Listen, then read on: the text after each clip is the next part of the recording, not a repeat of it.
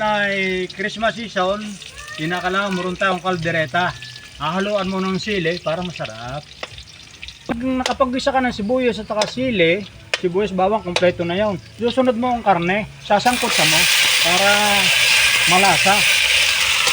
Malasa ang kaldereta.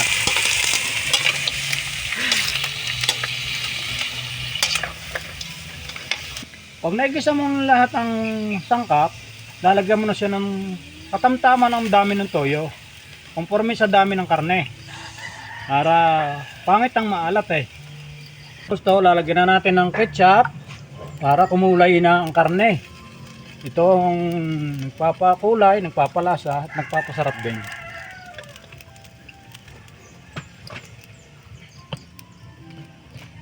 Pag lagyan natin ng ketchup, lagyan natin ng tomato sauce.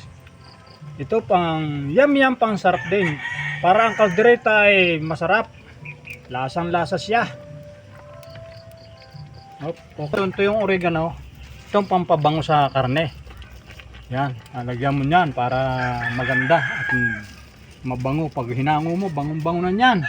Tapos, kaldereta mix. Yan. Okay.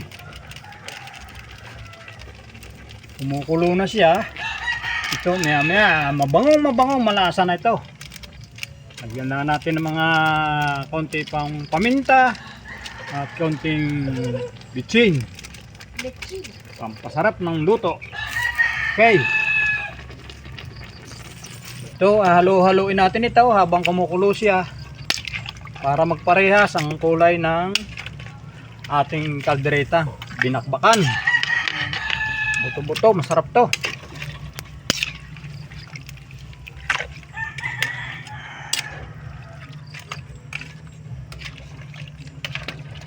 Pas ang 10 minutes at kulo, bago ito kumulo, tatapan muna natin.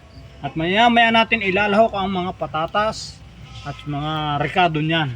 Pakukuloyin muna natin para tag-usan sa laman ang ating inilagan na tomato sauce at saka ketchup.